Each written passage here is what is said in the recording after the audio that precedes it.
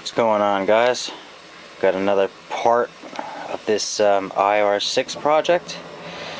I went ahead and popped the head and went to inspect it, and the head's in absolutely amazing condition.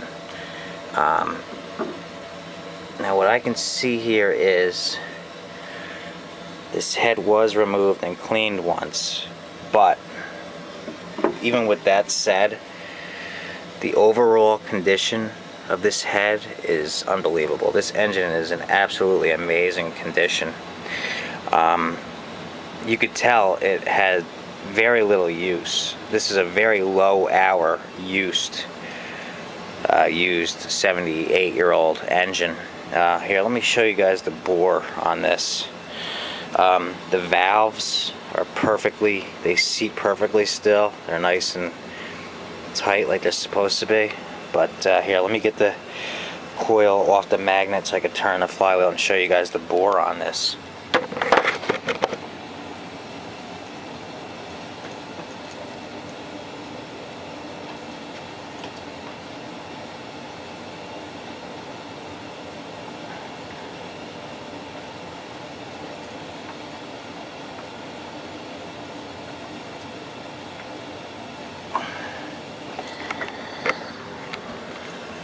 This bore is in perfect condition. It doesn't have any major wear of any kind. There's no gouges, there's nothing. So you could tell that had very little use. And it's kind of hard to do this with the while holding the flywheel and turning it, but here, the valves open and close perfectly. They seat perfectly. See that? Excellent condition. So where I am at this point now, a tiny little piece of the cast broke off right here, which actually wouldn't affect the engine at all, but I am going to go ahead and clean this up and JB weld this little tiny piece that had broken off, more for cosmetic purposes than anything. The gasket, just where it broke, the gasket would seal this. Like this, that was seal, because the gasket's so thick in that spot where it broke. Alright, that it would seal, no problem. But I'm gonna JB weld that one little spot, but the head in general is in perfect condition. Alright, I went ahead and I took a lighter and I was able to get the old spark plug wire off, and as you can see, there's the tip. This tip does have some movement to it, some play to it. Now, I asked a few people about this and they said that's probably okay.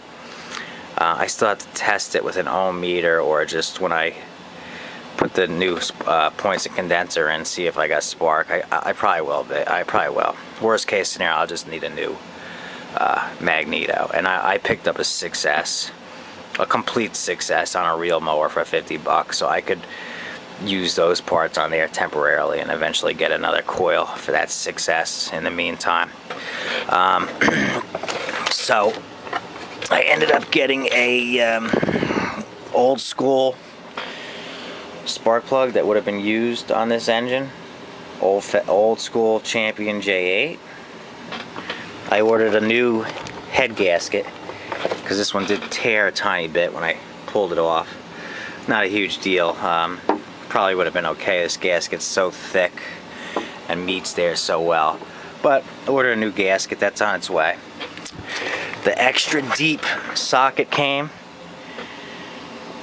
and I'll probably only end up using this one time to get this bolt off, which that fits on nice, so I'll be able to get this flywheel off today. That's good.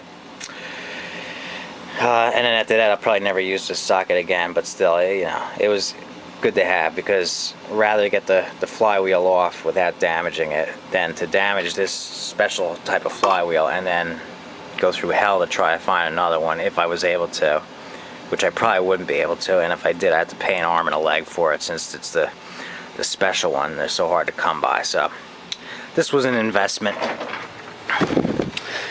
My points and condensers came.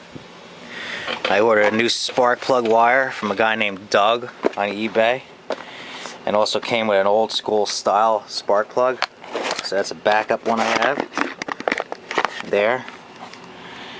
That will be hooked to this and soldered very gently, low heat. Then I'll have a spark plug wire. Came with an old school style made in USA spark plug called Power Mower. Let me show it to you.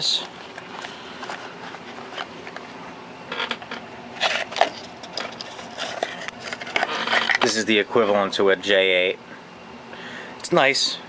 I'm going to use the J8, but that's good to have too.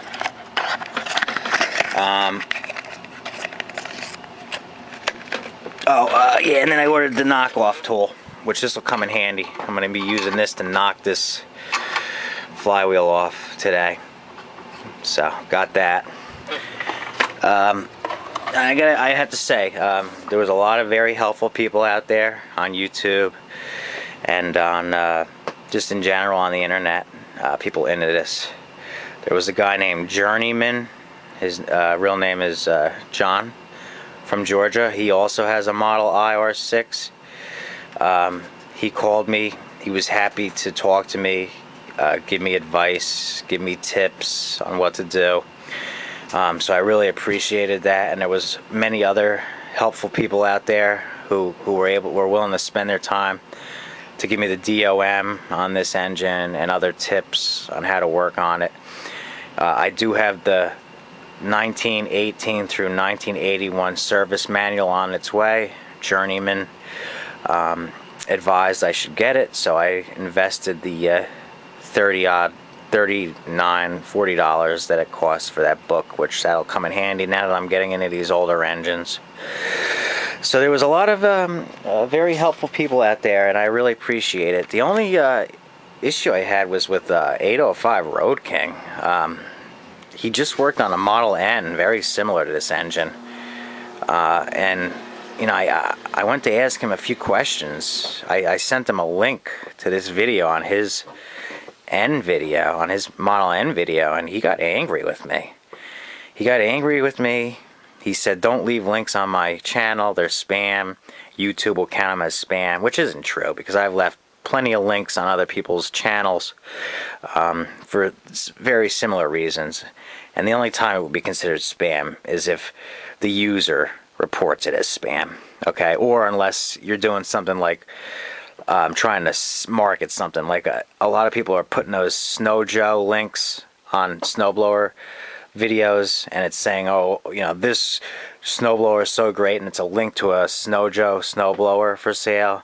That's spam, okay? So for whatever reason, 805 Road King wasn't very nice. He wasn't very helpful, which is kind of surprising, because, you know, he has a patron page, right? He wants people to donate money to help him with his projects. And I had a couple simple questions to ask him that would have taken less than 5 minutes to answer, and he didn't want to answer them.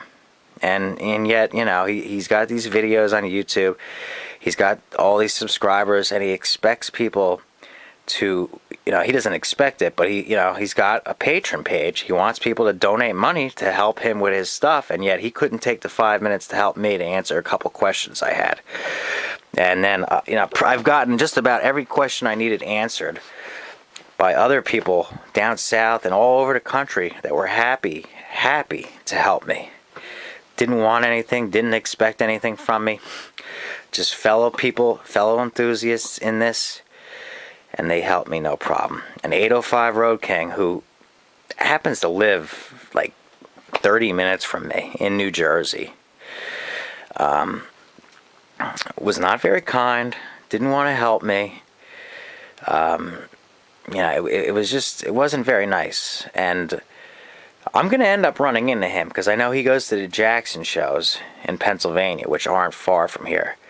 And the other funny thing is, I just sold a 1968 Briggs 7 horsepower to a gentleman by the name of Ken, who happens to set up a tent right next to Bob at the shows. So it's a small world, and I'm going to end up running into this guy because Road King Bob, because I'm starting to get into these engines. So, I don't know exactly what his issue was. Maybe once he gets to know me and he meets me in person, things will get better. But it's just interesting how anywhere else in this country, people are friendly, they'll help you out, no problem. But right here in my own backyard in New Jersey, people always have attitudes. They're always angry. They don't want to help you. It's just unbelievable. Like, I asked Road King, do you think this coil is still good? And he didn't answer me. All he said was, you could get a coil on eBay. And guess what? I looked for a coil on eBay and you couldn't get it. And I said to him, well, there's a Success for sale I can get for $50 complete that has this coil. Should I buy it? He didn't answer me. And I asked him, how do you test this coil with the ohm meter? Where do you, and that's one thing I still don't know exactly. I know you got to test this with an ohm meter, and it's got to be between 4 and 5,000. And that's how you know this coil is good. I'm not exactly sure where you probe it to check, but I asked him that, and he didn't tell me anything. He didn't want to help me. Everything else I've pretty much got answered at this point, as far as getting this off, where to get the points and condenser, which I got, everything, just about everything else I've got squared away. So, I just wanted to put that out there that 805 Road King, he's into this stuff, just like me. I've been working on small engines since I was a kid. Alright, now I do this for a living. I work on small engines, I work on small equipment. That's what I do. Okay, so I'm pretty good at it. I know what I'm doing. But this is the first antique engine I've ever messed with. So I had a few questions. He didn't want to answer my questions, and he wasn't very nice about it. So I just wanted to put it out there. Maybe Road King will see this.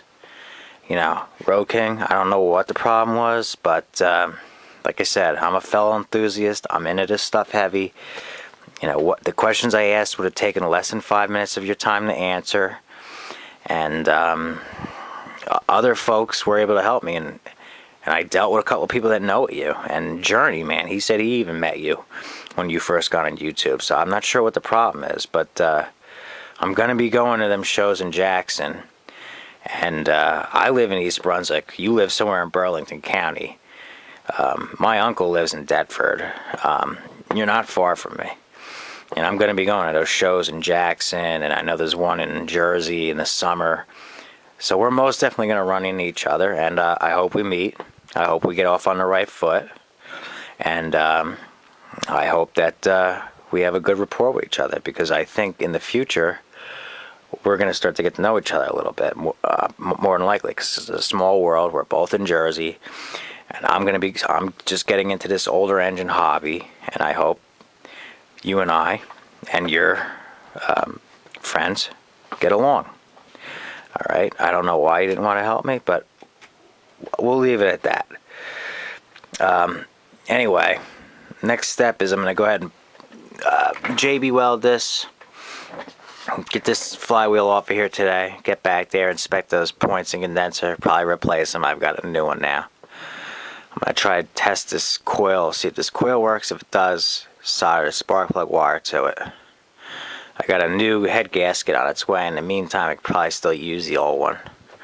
Once that's done, I got to clean out the fuel tank. It's not rusty. Yo, turn on the light, please.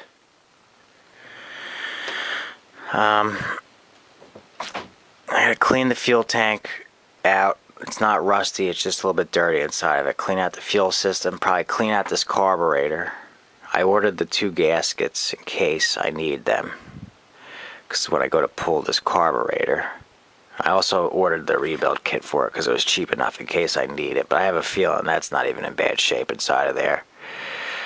Like I said, I'll solder this spark plug wire to the coil. Once I know it's good, I'll glue this backing back in place so it's not all shredded like this, and then we'll be back in business. So that's where we are at this point with this engine. We're getting there. Alright, Thanks for watching. Peace.